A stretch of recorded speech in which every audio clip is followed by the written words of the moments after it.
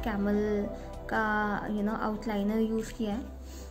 और black outlining करने के बाद मैंने इसको करीब 15 मिनट्स साइड रख दिया था, सो दैट ये पूरा जो आउटलाइन है ये पूरी ड्राई हो जाए। बिकॉज ये मेरा फर्स्ट अटेम्प्ट है, तो मैंने कुछ एक चीज़ें सीखी इस प्रोसेस में, सिर्फ आउटलाइनिंग के प्रोसेस में। वो ये है कि जो आपका जो प्रेशर होता है ट्यूब पे, इस वाले ट्यूब पे, सो वो प्रेशर आपका ओवरऑल थोड़ा सा इवन होना चाहिए। आई नो पहली बार में मतलब जैसे कि मेरा ये फर्स्ट अटेम्प्ट है, उस तरीके से हो सकता है आप में से भी कुछ ऐसे लोग हों जो पहली बार ग्लास पेंटिंग ट्राई कर रहे हों।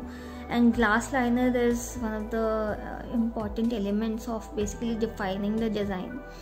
सो इसमें इसकी आपको थोड़ी सी पहले प्रैक्टिस करनी पड़ेगी। एंड उसके लिए ये OHP शीट्स अच्छी होती हैं प्रैक्टिसिंग के लिए, ताकि आप ग्लास पे, क्योंकि ग्लास थोड़े से एक्सपेंसिव होता है, सो उस पर उनको ख़रीदने से बेटर है कि आप ये OHP शीट्स ले लें। आप इसको प्रैक्टिस की तरह भी यूज़ कर सकते हैं, they are less expensive as well. So basically आपको करना ये है कि जो ग्लास लाइनर्स होते हैं ये इनमें आपको इवन प्रेशर से आपको डिज़ाइन बनानी है। तो जब आप इसको पकड़ते हो, सो कोशिश करो कि आप अगर आप मतलब पहली बार स्टार्ट कर रहे हो या बिल्कुल नए हो ग्लास डिज़ाइनिंग में, सो आप ये कोशिश करो कि आप छोटे छोटे वो बनाओ, छोटे छोटे लाइंस और पैटर्न्स बनाओ और फिर उनको जोड़ते रहो। एक ही बार में कोई लंबा डिज़ाइन आप मत बनाओ, क्योंकि फिर वो क्योंकि उतनी प्रैक्टिस नहीं है तो हो सकता है कि सही से ना बने। एंड जब आपकी थोड़ी सी प्रैक्टिस हो जाए तो आप लंबे लंबे पैटर्न्स, लाइंस और डिज़ाइंस बना सकते हो। बट कोशिश ये करनी है, जिसमें आज यही है कि आपका जो इस ट्यूब पे जो आपके हाथ के प्रेशर पॉइंट्स हैं वो इवन हो। तो मैंने एक ब्रश लिया है और उसको मैं थोड़ा स्प्रेड आउट कर दिया ताकि एक इवन फर्स्ट लेयर बन जाए। एंड फिर इसको आगे देखते हैं कि कैसे करना है।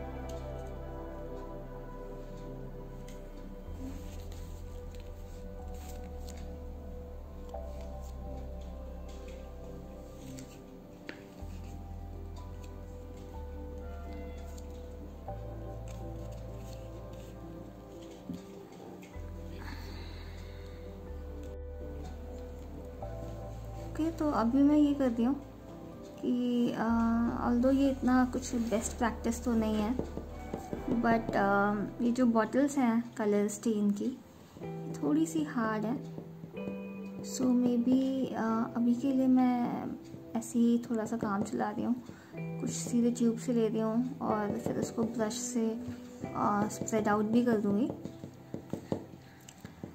बट गोइंग फॉरवर्ड मैंने सोचा है कि ये कलर्स अगर मैं किसी वेसल में, एक स्मॉल जार में रखूँ तो वो थोड़ा इजी रहेगा।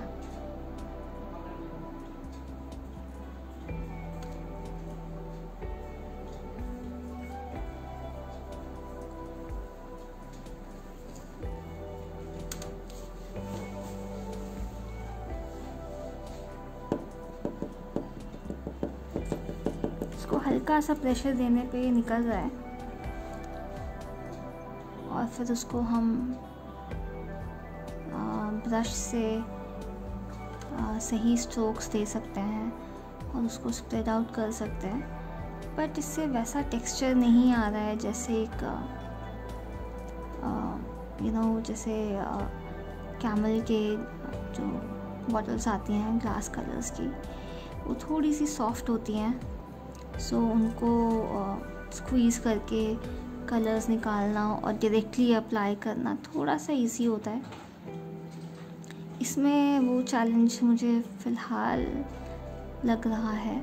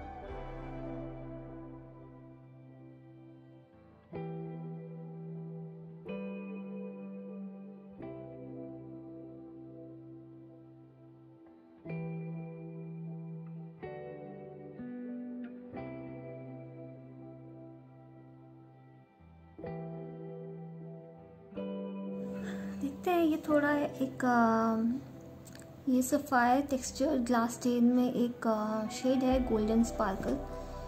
सो मैं थोड़ा इसको फिल करके देखती हूँ, मतलब क्योंकि मैं पूरे इस बैकग्राउंड में सिर्फ गोल्डन और सिल्वर कलर्स ही यूज़ करना चाहती हूँ। So I also want to utilise some of these textured sparkly colors and see how they turn out। चलिए थोड़ा आगे बढ़ते हैं। इसी डिज़ाइन में थोड़ा सा और पैटर्न्स ऐड करते हैं to make it even rich। मुझे तो ये डिज़ाइंस बनाने में काफ़ी मज़ा आ रहा है। It's mostly free hand and आप इसमें अपने खुद के एक्सपेरिमेंट्स भी कर सकते हो। तो मुझे इसी तरीके के डिज़ाइंस पसंद है। आई एन्जॉय डूइंग देम, जहाँ पे थोड़ी सी क्रिएटिव फ्रीडम हो आपके पास एंड आप अपनी इमेजिनेशन से अपने डिज़ाइंस को बिल्डअप कर सकते हो।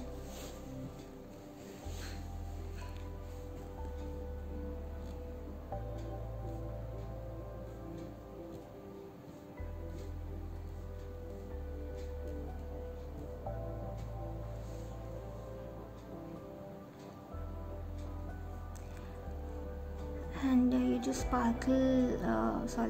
ये जो मेटालिक कलर्स हैं, मेटालिक लाइनर कलर्स, बेसिकली इनसे काफ़ी डेंस डिज़ाइंस भी आप बना सकते हैं।